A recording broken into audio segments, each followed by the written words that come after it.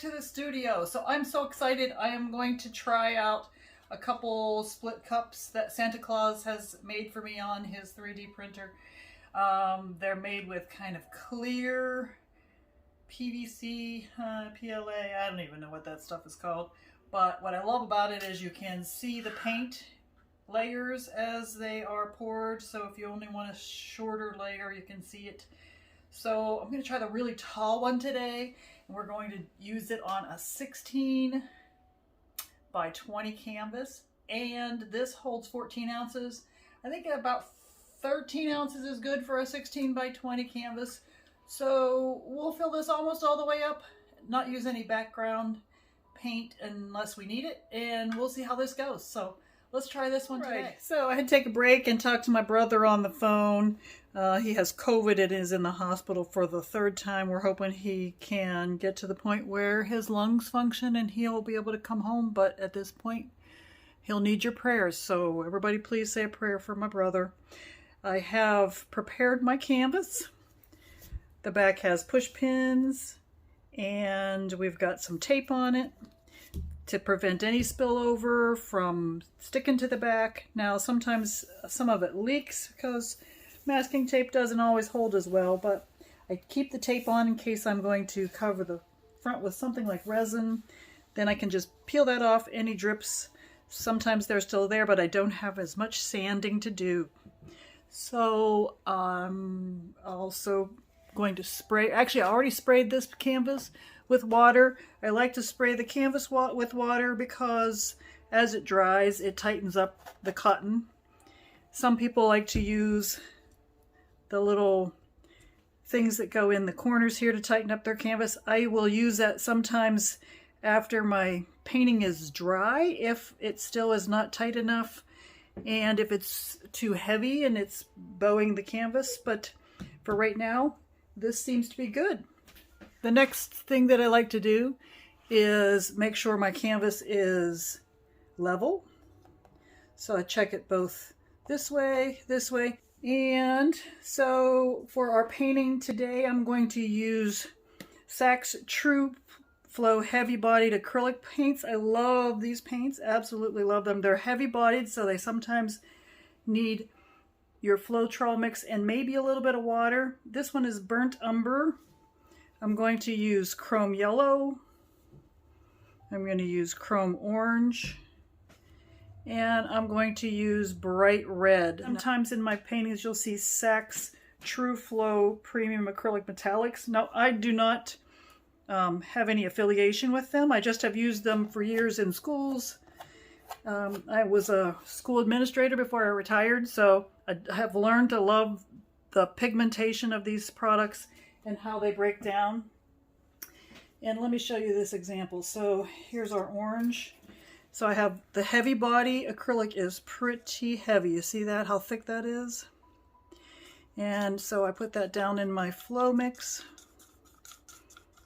And you'll see ratios of paint at the end of my video. You can screenshot those if you want. But because this is heavy body, I like to mix it in kind of thick at first and then add a little bit of my Floetrol mixture or water after. Now you see how thick that is? It's coming off. It's making a mound that stays up there. So I will put a little bit of my flow mix, more of my flow mix in this one until it gets to a consistency that's similar to my red. Now so you see my red, I don't know if you can see that, but it flows off and disappears almost immediately.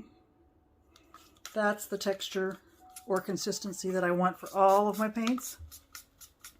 And you want your paints to all be the same consistency. Otherwise you have different flow out rates.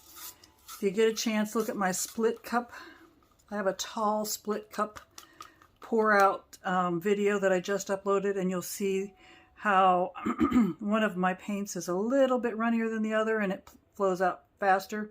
You'll see the results for that. So, all right, so let me get this chunk out of here. Okay, so I have actually mixed a little bit of black in with my burnt umber, and I have to tell you, it's pretty much black. but the burnt umber just was so chocolatey that I wasn't quite sure I liked it. So we're gonna fill these almost all the way up, and we'll get started with our painting. All right, I'm really excited to try this cup out. So as you can see, I have filled these up almost to this top line. The yellow one and I think the red one came up over the line just a little bit, but I wanted to bring you down so you had this angle so you could see me pour it out. So I'm going to go for a straight pour, and I'm just going to kind of back it around the canvas. I really just want to see how this paint reacts with these cups, and so I'm excited, but I better get some gloves on. Let me be right back. I've reused them several times, but what's funny is this one is a bigger size and this one's a smaller size. My daughter's an EMT, so I don't know if these are ones that came out of her pocket when she washed her clothes. All I know is I keep reusing them and I love them, but they're two different sizes, so it feels funny. All right, so let's start our pour out over on this corner, and I'm gonna go right here and we're gonna back it up. So we're gonna back it up on one side and go forward on the other, because I do want to see how this pours out both ways. Beautiful. All right, here we go forward. Let's see what that does. Anything exciting?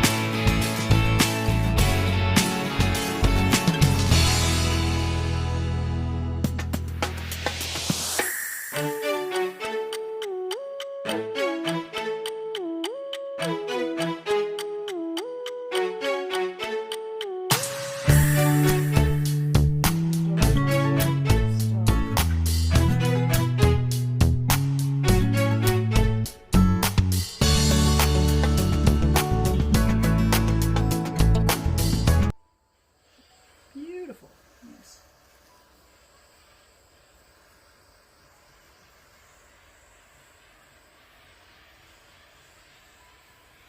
All right, so before I start tilting, I want to show you this. Now, this is important to note. I tend to mix up my paints and do my pour outs pretty quickly for my videos. So if you look real closely, you can see the bubbles coming up, making designs in my painting. Now, sometimes I'll mix paints even the day before so that I don't get that. But sometimes I want something beautiful like that to add to the texture of my painting. Now, this is just a painting I'm experimenting with the cup. So those dots aren't going to matter to me, but we'll see how it affects the painting. All right, so I'm going to go ahead and start my tilting process with this one. Now, I did use my torch to get some of the bubbles out, but there's still some in there. That's okay. So first I want to decide what pieces I want to keep, or try to keep, which ones I want to go over the edge. I actually think that I might need to, I'm actually not going to put any background on it. I don't mind if any of this comes off the edge. I just know what will happen is this canvas is dry right here, and the paint will continue to roll and stick, meaning the top layer will just fold under as it rolls. If you don't want that to happen, then you see other artists that will put paint around the outside edge. so that it rolls on top of that paint. Now, this is just an experimental design, so I don't really care about this edge going away. So we're going to go with that. We're just going to keep on going. So I'm going to go down to this end first. And what I love about this design is you're able to see the weight of the paint just be carried to that edge. Now, I don't want it to go over quite yet.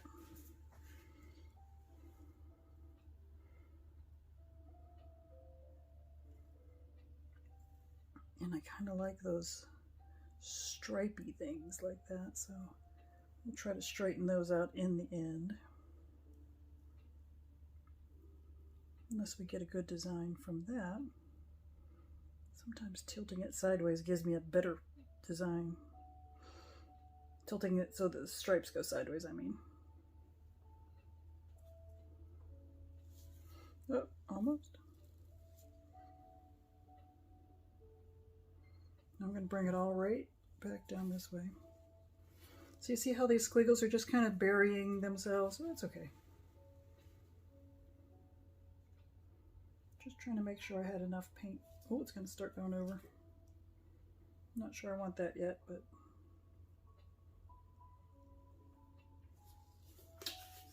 that's what it is. So that means we'll have more of that black than I thought I was going to have. Actually, let me go ahead and get that up there. We'll go ahead and go over that edge. All the way across. Isn't that beautiful? My goodness. Let's keep that.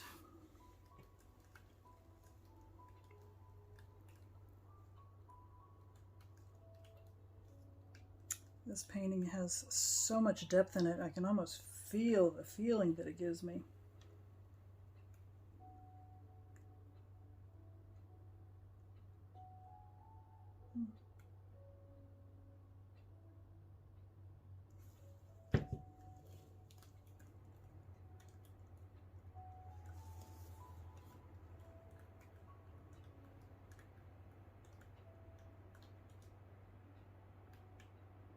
These pieces that are coming off of here are going to make the most beautiful jewelry pieces too.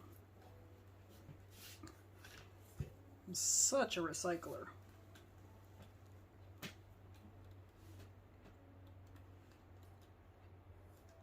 Alright, so you see how the weight is been brought all the way down to about right here. See it moving?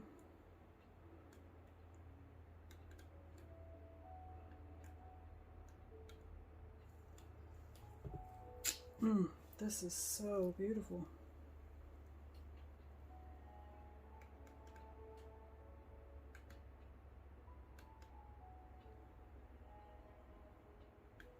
I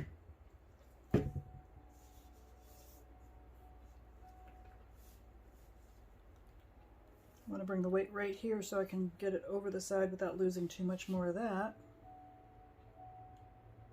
I want to keep a little bit of it. There we go. Now what we have left is this corner here, and I am really wishing that I had made this on a larger canvas. These colors are fabulous. So this is a 16 by 20, sorry. I think I might use these colors on a big 2 foot by 3 foot canvas that I have at home here.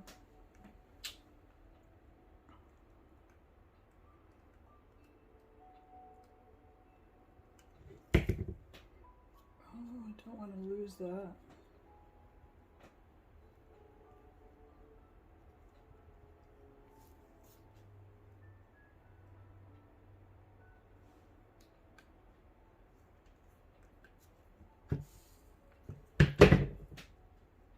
Did we get it? There we go. Let's bring that back.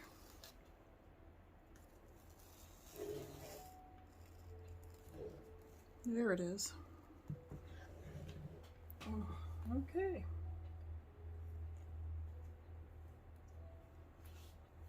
So you'll have to let me know what you think about how this one came out.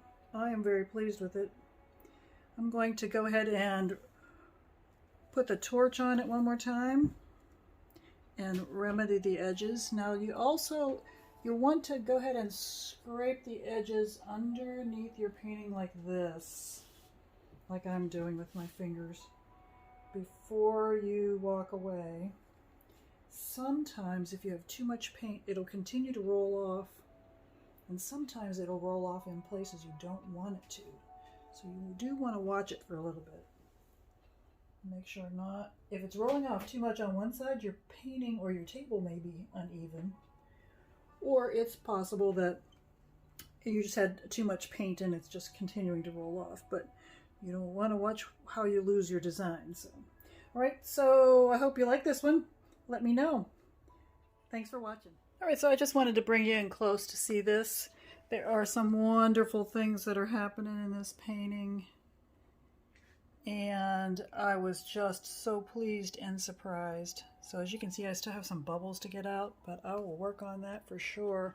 And I will show you this finished painting when it dries. Thank you so much for watching.